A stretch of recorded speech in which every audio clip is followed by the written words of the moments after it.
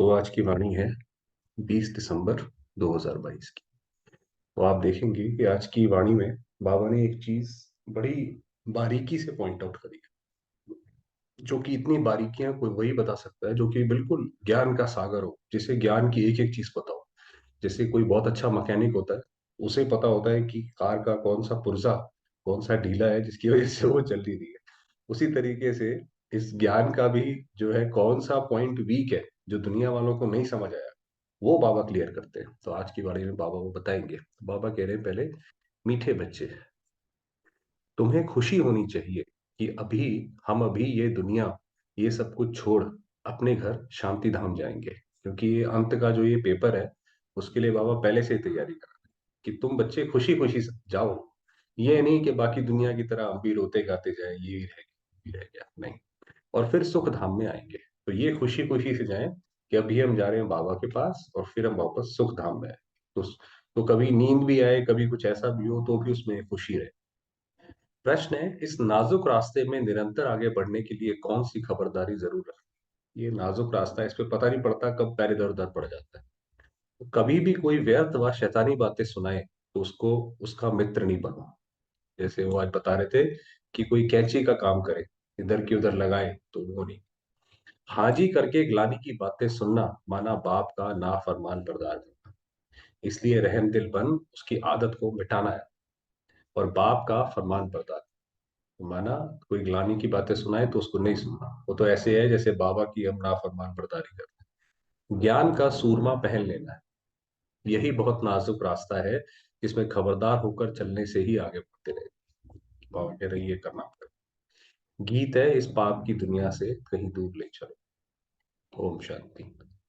मीठे बच्चे, अब तुम समझदार बने हो और फील करते हो कि पहले हम कितने बेसमझ थे। यही तो बड़ा फर्क है कि दुनिया में जो जो भी लोग हैं वो अपने आप को ये क्यों नहीं समझते कि हम नर्क में हैं, या ये कलयुग बिल्कुल गई गुजरी हालत में है। क्योंकि उन्हें ये पता ही नहीं है कि इससे पहले भी कोई चीज थी। अगर किसी को ये नहीं कि ये जो रात है कभी दिन भी था, और कोई ऐसा ही सोचे कि हमेशा ही रात थी, तो वो तो कभी समझेगा ही नहीं कि ऐसा भी अच्छा भी कुछ हो सकता है। तो ये भी समझ में नहीं आता था कि ये पतित दुनिया है। पहले थोड़ी, जब हम ज्ञान में नहीं थे तो हमें थोड़ी लगता था पतित दुनिया है। फिर तो दुनिया वालों की तरह लगता था, भाई देखो दुनिया कितनी तरक्की कर रही है, देखो विज्ञान कहाँ से कहाँ पहुंच गया। और इसी भारत में जब देवी देवताओं का राज्य था, तो पावन सुखी थे, उसमें कोई दुख की बात नहीं थी। परंतु यह भी निश्चय नहीं होता था कि स्वर्ग में सदैव सुख होगा। अब ये बात है कि दुनिया में या तो वो स्वर्ग बोलते हैं, क्योंकि वो कहते हैं जैसी दृष्टि वैसी सृष्टि। मनुष्य जैसा पतित, उसकी बुद्धि मलिन होती चली गई, उसने सब कुछ हर जगह वैसी कर कि स्वर्ग में भी ये कंस था तो कृष्ण था, राम थे तो रावण था। तो ऐसे करके कहीं पे भी सुख नहीं था। कहने का मतलब ये है, अगर स्वर्ग कहीं ऊपर था, देवी देवता ऊपर कहीं रहते थे, वहां पर भी असुर जो है लड़ाई करने पहुंच जाते थे। तो क्योंकि उसका मन हमेशा दुखी था, तो उसने हर जगह उसको दुखी दुख दिखाई दिया। स्वर्ग का किसको पता नहीं था, वही है कि स्वर्ग की डेफिनेशन क्या है, वो किसी को पता नहीं थी। मनुष्य तो समझते हैं वहां भी दुख था। ये है बेसमझी। अब ये बाबा ने आकर जैसे हमारे सामने पर्दा हटाया, जैसे दिन और रात का। तो बाबा ने कहा ये ऐसा गलत है। स्वर्ग ऐसी दुनिया थी जहां पे बिल्कुल सुख था। अब तुम बच्चे समझदार बने हो, बाप ने आकर समझाया है। अब हमें जब बाबा ने समझाया कि बच्चे ऐसी दुनिया थी, ऐसा नहीं है कि हमेशा दुख से ही चला आ रहा है, कि मैंने जो दुनिया रची वो सिर्फ दुख के लिए रचती, ऐसे थोड़ी है। उनकी श्रीमत पर तुम चल रहे हो। मनुष्य कहते भी हैं ये पतित दुनिया है, तभी तो वही गंगा में जाते हैं नहाने। पतित पावनी गंगा कहते हैं। स्वर्ग पावन दुनिया थी, पावन दुनिया में भी दुख हो, फिर तो दुख की ही दुनिया हुई। बाबा कहते हैं अगर पावन दुनिया में भी अगर दुख होगा, फायदा क्या हुआ वहां जाने का। भाई वहां पे भी असुर थे, वहां पे भी वो बच्चों को उठा के ले जाते थे, मारते थे, ऐसा करते थे। तो फिर फायदा क्या हुआ। फिर गीत भी रॉन्ग हो जाता है। कहते हैं क्योंकि ये वाला गीत है ना, इस पाप की दुनिया से कहीं दूर ले चलो। तो पाप की दुनिया में दुख है और जहां ले गए वहां पे भी दुख है। तो फिर फायदा क्या हुआ, फिर तो गीत गलत हो गया। तो ये बोला बाबा ने। कहते हैं बाबा ऐसी जगह ले चलो जहां आराम सुख चैन। तो हम बाबा को यही बोलते हैं कि बच्चे, बाबा हमें ऐसी जगह ले चलो। बच्चे ये भी जानते हैं स्वर्ग सोने की चिड़िया थी। दुनिया में तो ये मानते हैं कि सोने की चिड़िया थी, देवी देवता थे, कहते भी हैं हम एक दो को दुख नहीं देते थे, परंतु फिर कह देते हैं ये दुख सुख सब परंपरा से चला आता है, कि ये तो जी दुख सुख तो जीवन का खेल है। वो कॉइन के दो सिक्कों की तरह है, दुनिया में तो यही मानते हैं, उन्हें लगता है जहां दुख है वहां सुख तो है ही है, क्योंकि उन्हें उस फिलॉसफी का, उस दुनिया का, उसका ज्ञान ही नहीं है, तो इसीलिए वो कहते हैं भाई ये तो सब दुख ही दुख है। इसीलिए सन्यासी कहते हैं भाई इस दुख की दुनिया से तो मोक्ष को चले जाए तो बहुत अच्छा। तो ये तो जैसे शिव बाबा के ऊपर ही सवाल उठाना हो गया कि भाई आपसे दुनिया अच्छी तो बनाई नहीं जाती, हमें इससे अच्छा तो हमें मुक्त कर दो। ये तो वो बात हो गई। तो कृष्ण पर भी झूठे कलंक लगा दिए हैं। कृष्ण को भी जब आदमी की बुद्धि मलिन हुई, जैसे आप देखिए आज जो है हर जगह आपको एडवर्टीजमेंट में, मूवीज में, हर जगह जो है विकास देखने को मिलेगा। तो ऐसे ही जब जो शास्त्र जब लिखे गए तो उनकी बुद्धि में जो था तो उन्होंने अपने ऊपर, कृष्ण के ऊपर भी अपने हिसाब से कलंक लगा दिए। कहा जाता है जैसे पतितों की दृष्टि वैसी सृष्टि, वही कहते ना भाई ये तो व्यक्ति ऐसा है, इसको हर जगह वही चीज दिखाई पड़ती है। समझते हैं सारी सृष्टि पतित ही है, इस समय उन्हों की दृष्टि ही पतित है, तो सारी सृष्टि को ही पतित समझते हैं। तो वही है, क्योंकि व्यक्ति जो बाहर देखता है वो अपने मन की दुनिया को बाहर देखता है। दुनिया वो तो सबके लिए एक जैसी है, मगर कोई उसमें खुश है, कोई उसमें दुख है, तो वो तो अपनी मन की जैसी दुनिया है, उसको वो बाहर देखता है। कह देते हैं परंपरा से ये पतित पना चला आता है, कि माना ये विकारों में जाना, काम विकार में जाना, वो तो देवताओं में भी जाते थे, वो उनके भी बच्चे थे, तो इसलिए कहते हैं भाई ये तो विकारों में जाना तो बहुत नॉर्मल बात है, इसमें कोई वो बात, गलत बात नहीं है। अभी तुम बच्चों में समझ आती है, आती जाती है, तो अब जितना ज्यादा हम बाबा का ज्ञान सुनते जाते हैं उतना हमें ये समझ आती जाती है कि ऐसा नहीं है, सो भी नंबरवार पुरुषार्थ अनुसार। तो जैसे क्लास में होता है कि सबको, जो टीचर जो पढ़ाता है वो थोड़ा थोड़ा थोड़ा थोड़ा सब समझ आता है, आखिरी वाले बच्चे को कुछ नहीं आता, सबसे आगे वाले को सबसे ज्यादा आता है। तो इसीलिए बाबा ने कहा वो आता रहता है। बच्चों को परम पिता परमात्मा के डायरेक्शन मिलते हैं, तो अब हमें शिव बाबा के डायरेक्शन मिलते हैं। आत्माओं को बाप बैठ समझाते हैं, सब आत्माएं पतित हैं, इसलिए पतित आत्मा को पापात्मा कहा जाता है। तो पतित आत्मा ही पापात्मा है। बाप आत्माओं से बात करते हैं, तुम हमारे अविनाशी बच्चे हो। अब बाबा देखिए, क्योंकि बाप बाप टीचर सतगुरु है, ऊपर जो है टीचर बन के या सतगुरु बन के ज्ञान दिया, अब बाप के रूप में कहता है कि बच्चे तुम मेरे अविनाशी बच्चे हो। फिर मम्मा पापा भी कहते हो। इस दुनिया में किसको भी पिता श्री नहीं कह सकते। श्री माना श्रेष्ठ, श्री माना जिसके अंदर पांचों विकार ना हो। परंतु यहाँ एक भी मनुष्य श्रेष्ठ है नहीं, कोई भी ऐसा मनुष्य है नहीं जो श्रेष्ठ हो, जिसके अंदर विकार ही ना हो। ये तो एक की ही महिमा हो सकती है। भल तुम इनको इस समय कहते हो, एक की महिमा माना शिव बाबा को ही श्री लगा सकते हैं कि वही श्रेष्ठ है। और उसके बाद बाबा ने बोला इस समय कहते हो क्योंकि सन्यास किया हुआ है श्रेष्ठ बनने के लिए, यानी जो ब्रह्मा की आत्मा है, जो श्री कृष्ण बनने वाली है। तो बाबा कह रहे हैं इनके लिए भी कह सकते हो, क्योंकि ये भी उस राह पे चले पड़े। तुम जानते हो हम अभी फरिश्ते बनने वाले हैं। हमारा जो गोल है वो ये है कि इस बाबा को याद करते करते करते एक ऐसी अवस्था प्राप्त हो कि जिसके अंदर हम सारी दुनिया का, सर्वात्माओं का जैसे उनका कल्याण कर सकें, और इस शरीर से विमुक्त हो, ताकि यहाँ से हम भी निकलें और बाकी आत्माएं भी निकलें। लेकिन चलते चलते, श्रेष्ठ बनते बनते, झट माया रावण थप्पड़ लगाकर भ्रष्ट बना देती है। तो चलते रहते हैं उस राह पे, फिर हल्का सा भटकते हैं तो दिक्कत हो जाती है। भ्रष्ट को श्री कह नहीं सकते। श्री लक्ष्मी, श्री नारायण, श्री राधे, श्री कृष्ण कहते हैं। मंदिरों में भी जाकर उनकी महिमा गाते हैं। अपने को श्रेष्ठ कह नहीं सकते। अपने को, जो मंदिरों में जाते हैं वो अपने को श्रेष्ठ थोड़ी कह सकते हैं। अब तुम बच्चों ने समझा है भारत श्रेष्ठ था, माना मंदिर तो जाते हैं, सब जाते हैं, सुधरते नहीं है। और जो सिर्फ मंदिर जाता है उसी को लोग आस्तिक कह देते हैं। मंदिर जाके चाहे बाहर बाहर आके 100 चोरियां कर ले, बोला जाएगा उसको आस्तिक। तो ऐसा मंदिर जाने का क्या फायदा। तो बाबा कहते हैं अपने को श्रेष्ठ नहीं कह सकते, मगर अब तुम बच्चों ने समझा है भारत श्रेष्ठ था। वहां मूत पलीती नहीं थे, माना जो विकारों से बच्चे पैदा नहीं होते थे, जो गुरु नानक ने भी कहा कि मूत पलीती कब धोए, शुद्ध श्रेष्ठ थे। बाप की महिमा है ना, मूत पलीती कपड़ों को धोकर कंचन कर देते हैं। तो ये आता है सिख धर्म के उनके ग्रंथ में, कि मूत पलीती कपड़ माना ये जो शरीर है ये विकारों से पैदा हुआ है, तो इसको धोकर साफ कर देते हैं। इस समय तो सभी पतित हैं। क्योंकि ज्ञान की पहली शुरुआत ये है कि जो जैसी है वैसी उस चीज को पहचानना। तो पहला तो ये है कि इस समय पतित है और अब हमें पावन बनना है। बरोबर है भी रावण राज्य, मनुष्य रावण को वर्ष वर्ष जलाते हैं। अब देखिए ये भी जो है, क्या विडंबना है कि हम रावण को वर्ष वर्ष जलाते हैं और हर वर्ष वो बड़ा होता जाता है, एक बारी में मरता ही नहीं है, हर वर्ष उसको जलाना पड़ता है। तो क्यों? क्योंकि ये रावण राज्य है। क्योंकि जिसका राज्य होता है उसी का अपोजिशन करने के लिए उसकी एफिसी जलाई जाती है, परंतु जलता ही नहीं है, फिर खड़ा हो जाता है। ये भी मनुष्यों को समझ में नहीं आता। जबकि जला देते हैं, फिर हर वर्ष नया क्यों बनाते हैं? भाई जला दिया तो खत्म हो गया ना, फिर हर वर्ष आपने बनाते चले गए, आप कहते हो ये तो परंपरा है। इससे सिद्ध होता है कि रावण राज्य गया नहीं है। तो रावण जो है वो गया नहीं है, हर वर्ष आप बड़ा बड़ा करके बनाते जा रहे हो, इसका मतलब उसका राज्य बढ़ता जा रहा है। स्वर्ग में जब राम राज्य होता है तो वहां रावण की एफिजी निकालेंगे। जब स्वर्ग में जब राम राज्य है, श्री लक्ष्मी श्री नारायण या श्री राम का भी राज्य, तो वहां रावण की एफिजी नहीं जलाते।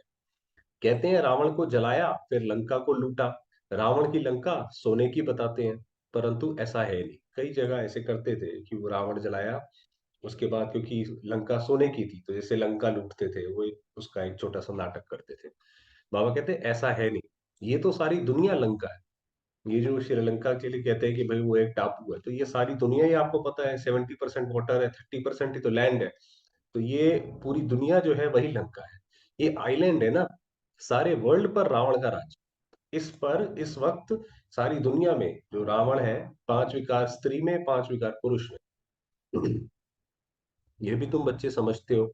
कॉलेज में कोई बेसमझ जाकर बैठे तो क्या समझ सकेंगे? माना जैसे दुनिया के कॉलेज में है ना, तो अभी अगर यहाँ पे भी अगर बाबा का कोई बच्चा है, उसने ज्ञान नहीं पढ़ा हुआ या उसको समझ नहीं आता, तो समझ ही नहीं आएगा बाबा क्या बात कर रहे हैं, कुछ भी नहीं, वेस्ट ऑफ टाइम करेंगे।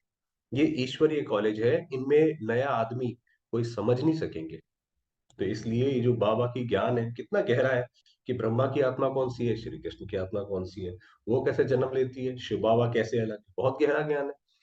इसलिए 7 रोज क्वारंटाइन में बिठाना पड़े। ये क्वारंटाइन ये तो बहुत पुराना वर्ड हम लोगों ने तो अभी यूज किया, बाबा ने तो बहुत पहले यूज कर लिया। जैसे क्वारंटाइन में होता है कि किसी को अलग से, जैसे अभी ये कोविड आया था तो सबको क्वारंटाइन कर दिया था, होम क्वारंटाइन कर दिया था, तो क्वारंटाइन में बिठाना पड़े जब तक लायक बने। फिर भी अच्छा आदमी रिलीजियस माइंडेड है तो उनसे पूछना है। अब बाबा कह रहे हैं कि आप सेवा करो तो कैसे करो, क्योंकि लोगों के बुद्धि में तो ये बैठा हुआ है, वो इतने बड़े बड़े साइंसदान, इतने बड़े बड़े धार्मिक नेता वो कह के चले गए, और आप कहते हो कि भाई ये दूसरा ही आप ज्ञान देते हो, और आप बोलते हो भगवान का ज्ञान है, ये सत्य ज्ञान है, तो कैसे उनकी आप आंखें खोलो? तो बाबा ने कहा ऐसे शुरू करो। तो उनसे पूछना है परम पिता परमात्मा तुम्हारा क्या लगता है। पहले बाबा ने कहा ये पूछो कि आप बताओ कि परम पिता परमात्मा क्या लगता है। वह है आत्माओं का पिता, और प्रजापिता भी तो बाप है। तो ये पॉइंट बड़ी अच्छी है। माना ये पूरा ज्ञान जो है, ये वास्तव में पूरे एक धागे की तरह है। आपने कोई सा भी एक सही छोर अगर इसको पकड़ लिया, और आप जैसे मैथमेटिक्स या फिजिक्स में डेरिवेशन होती है, तो आप उसको खींचते जाओ, पूरा ज्ञान आपका सामने आ जाएगा। तो बाबा ने कहा ये पॉइंट बड़ी अच्छी है कि आत्माओं का पिता और प्रजापिता, परंतु बच्चे इस पर इतना हर्षित नहीं होते। अब हम किसी को ज्ञान सुना रहे हैं, हमारा ही मूड इतना सीरियस है, हम ही इतने गंभीर हैं, तो वो कहेगा भाई ठीक है, कल आगे बात करते हैं। तो हम ही खुद हर्षित नहीं है, हमें इस बात का ही गर्व नहीं है। बाप कहते हैं तुमको नई नई पॉइंट सुनाता हूँ जिससे तुमको नशा चढ़े। तो वही बात है, किसी को ज्ञान सुनाए तो पहले तो हमारे अंदर नशा भरपूर हो, किसको समझाने की युक्ति आए। तुम फॉर्म भराकर पूछ सकते हो कि परम पिता परमात्मा से तुम्हारा क्या संबंध है। कहेगा परम पिता तो पिता हुआ ना, अब वो क्या जवाब देगा? परम पिता आपने खुद ही बोल दिया परम पिता परमात्मा, पहले तो बोलेगा वो पिता हुआ। फिर उस समय सर्वव्यापी का ज्ञान ही उड़ जाएगा। भाई कहते हैं भी भगवान हर जगह है, ठिक्कर पत्थर ठिक्कर पित्तर सब में भगवान है। अगर वो पिता है तो ये तो खत्म हो गई बात कि वो सर्वव्यापी है, क्योंकि सर्वव्यापी का तो मतलब होता है हम भी भगवान तुम भी भगवान। तो अगर पिता माना तो हम और वो दो अलग अलग एंटिटी हैं, तभी तो पिता है ना। जब तुम प्रश्न पूछेंगे तो कहेंगे वह तो बाप है, तो वो ऐसे बोलेंगे भाई वो तो पिता है, हम सब बच्चे हैं। इतना मान ले तो लिखा लेना चाहिए, फिर उनसे लिखवा लो कि अच्छा जी ये लिखो कि ये वो परम पिता है। प्रजापिता के भी बच्चे ठहरे, तो प्रजापिता ब्रह्मा को बोलते हैं, तो उसके भी बच्चे ठहरे। वह शिव हो गया दादा और वह बाबा। तो शिव बाबा ब्रह्मा का भी पिता है, तो इसलिए वो दादा हो गया। तो शिव ब्रह्मा बाबा हमारे बाबा हो गए। शिव बाबा स्वर्ग की स्थापना करने वाला है, तो जरूर उनसे ही वर्षा मिलेगा। बहुत सहज से सहज बातें निकालनी पड़ती है कि ये ज्ञान जो है, बिल्कुल कई लोग तो ज्ञान ऐसे सुनाते हैं कि सामने वाले कंफ्यूज ही हो जाते हैं, या उनके उत्तर से ज्यादा प्रश्न हो जाते हैं। तो ऐसा नहीं, जो बिल्कुल सहज बातें हैं, जो बड़ी ऑब्वियस बातें हैं, वो निकाली जाए। मित्र संबंधियों के आदि के पास जाओ, उनको भी ये समझाओ। ये तो नशा है ना, हम बाप दादा से वर्षा पाते हैं। वास्तव में ज्ञान वो सुना सकता है कि जिसको पहले खुद कुछ मिला हो। भाई आपने कोई बहुत अच्छी चीज खा ली, तो आप किसी को बताए बिना रह नहीं सकते कि भाई वहां पे जाओ, वहां पे बहुत अच्छी चीज मिलती है। अगर आपको खुद ही डाउट है कि पता नहीं अच्छी है कि नहीं है, देखो खा तो रहे हैं, चलो देखते हैं, तो फिर वो ज्ञान निकलेगा नहीं, अंदर से नेचुरली निकलेगा। माता से वर्षा नहीं मिलेगा, बाप को ही स्वर्ग की स्थापना करनी है ना, वही मालिक है। जैसे इनको दादे के वर्षे का हक है, वैसे पोत्रे पोत्रियों को भी हक है। हम लोग पोत्रे पोत्री हो गए ना शिव बाबा के। तो बाबा ने कहा जैसे इनको हक है, वैसे तुम्हारा भी पूरा हक है, क्योंकि दादे की वसीयत पे, जायदाद पे हक होता है। बाप कहते हैं मुझे याद करो, ऐसे नहीं कहते इस देहधारी को भी याद करो। तो आप देखिए शिव बाबा जो कहते हैं कि डायरेक्ट मुझे याद करो। ये ब्रह्मा की जो आत्मा है, भले ही ये श्री कृष्ण की आत्मा है, ये भी कम आत्मा नहीं है, आदि देव है। अनेक धर्मों ने उसको अलग अलग नामों से बुलाया, मगर जो है याद मुझे ही करता है, किसी भी देह को, देहधारी को याद नहीं करता। तो हमारी बुद्धि में सिर्फ एक शिव बाबा की बुद्धि। बाप सम्मुख बात कर रहे हैं, कल पहले भी ऐसे समझाया था, परंतु बच्चों को देह अभिमान बहुत आ जाता है, देहधारियों से लव हो जाता है। तो बाबा कहते हैं मगर क्योंकि आत्मा शरीर में इतने समय रही है, और उसके चारों ओर शारीरिक दुनिया ही है, शरीर से मिलने वाले हैं, शरीर से देखने वाले हैं, सारे काम भी हमने वैसे ही करने हैं। तो इसलिए बार बार देहधारियों से हमारा जो है लव हो जाता है। बाबा कहते हैं वो देहधारियों से लव जो है वो हटाओ। बाकी समय हुआ है, तो वरदान पढ़ते हैं, फिर बाबा को याद करेंगे। वरदान दिया, संगम युग के समय का महत्व जान, परमात्म दुआओं से झोली भरने वाले माया जीत पाओ। तो ये संगम युग चल रहा है, इसके समय का महत्व क्या है? संगम युग का एक सेकंड और युगों के एक वर्ष से भी ज्यादा है। क्योंकि आप देखिए ये संगम युग 100 वर्ष, उसमें भी हम उसमें कितना चलते हैं, 20 वर्ष 25 वर्ष ज्यादा से ज्यादा। अब वो मान लीजिए 25 वर्ष जो है, बाकी 5,000 वर्ष में आप हिसाब लगा लीजिए कितना बड़ा। अभी हम जो जो करते हैं वो जैसे हमारे हर जो जन्म होगा उसके हिसाब से डिफाइन करेगा कि हमारा वो जन्म कैसा होगा। इस समय एक सेकंड भी गंवाया, तो सेकंड नहीं लेकिन बहुत कुछ गंवाया। तो ये हो कि ये हम उत्साह में रहें कि भाई ये हमें हर वक्त अच्छा करना है, इतना महत्व सदा याद रहे, तो हर सेकंड परमात्मा दुआएं प्राप्त करते रहे। तो ये अगर इतना कीमती है, तो हर सेकंड उसको यूज करो। और जिसकी झोली परमात्मा दुआओं से सदा भरपूर है, उसके पास कभी माया आ नहीं सकती। तो जब हम लगे हुए हैं डायरेक्ट बाबा को याद करने में हमेशा, तो माया कैसे आएगी? हम बिजी रहेंगे, दूर से ही भाग जाएगी। तो समय को बचाना, यही तीव्र पुरुषार्थ है कि थोड़े समय में ज्यादा काम करना, ताकि अपने हम समय में, उसी समय में ज्यादा कर सके। तो ये तीव्र पुरुषार्थ है। तीव्र पुरुषार्थी अर्थात सदा माया, तो माया से जीता हुआ। स्लोगन है, जो आज्ञाकारी है वही बाप की व परिवार की दुआओं के पात्र है। तो ये बताया, बाकी समय हुआ है तो फिर पाओ।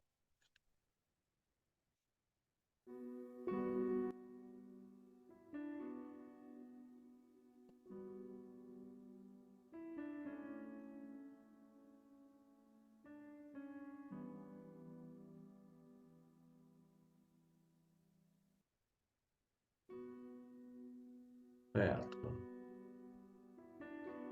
ज्योतिर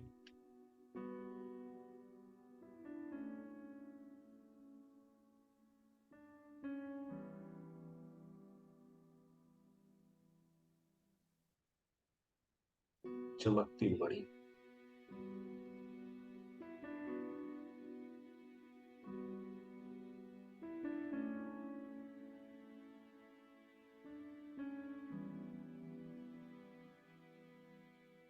शक्ति की किरणें चारों ओर फैला रही।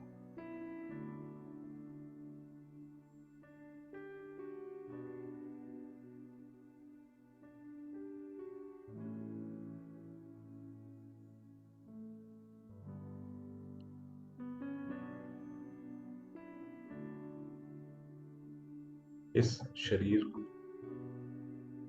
सारे वातावरण शांत, शुद्ध कर रही है।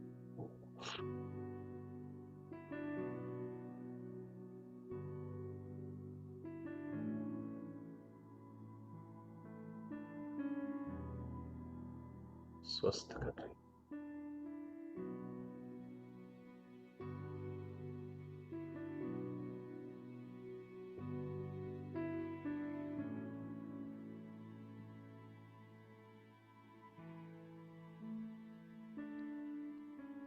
मेरे बाबा निराकार ज्योतिर्बिंदु,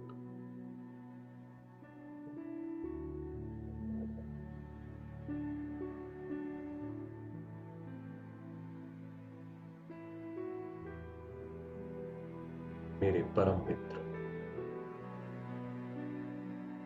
परम हितैषी,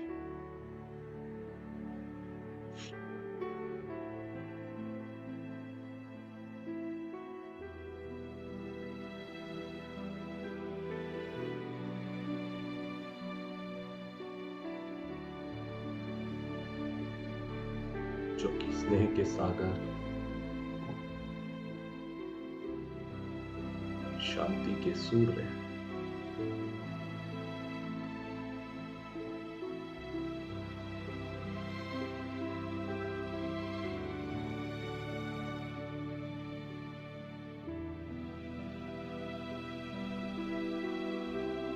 उनकी अनेकानेक किरणें, परमात्मा दुआएं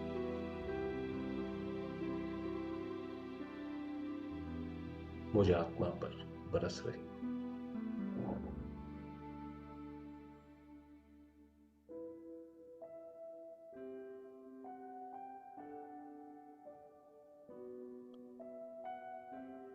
अनुभव करेंगे इन परमात्मा किरणों स्वयं के अंदर।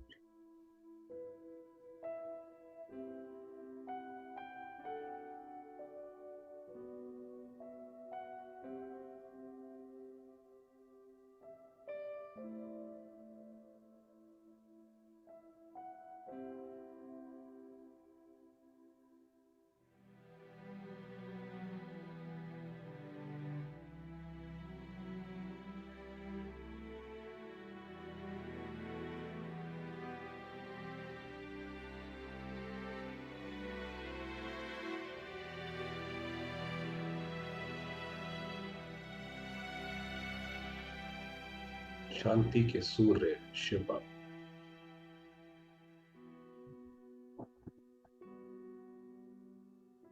और मैं आत्मा शांति की देवी।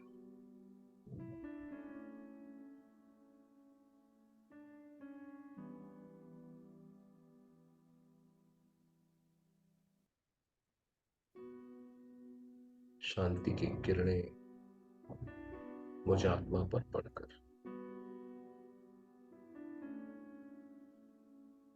सारे संसार में फैल रही है।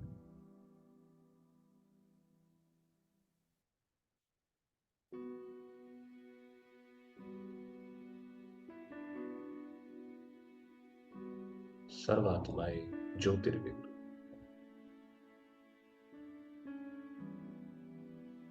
शांति के इस महाप्रसाद स्वीकार कर रही है।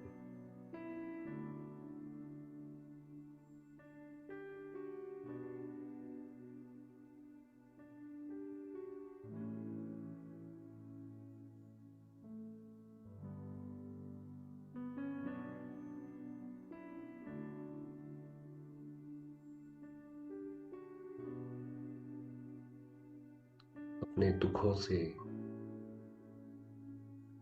रोगों से मुक्त है।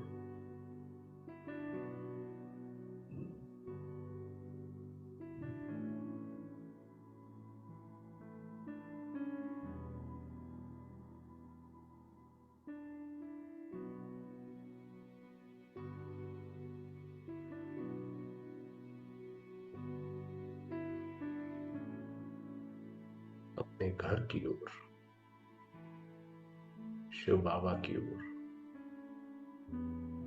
आकर्षित हो रही हैं।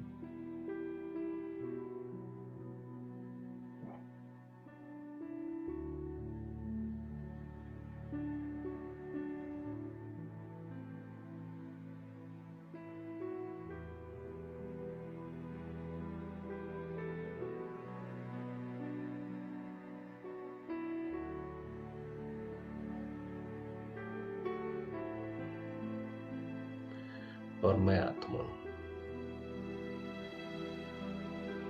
अपने बाबा के साथ कंबाइंड।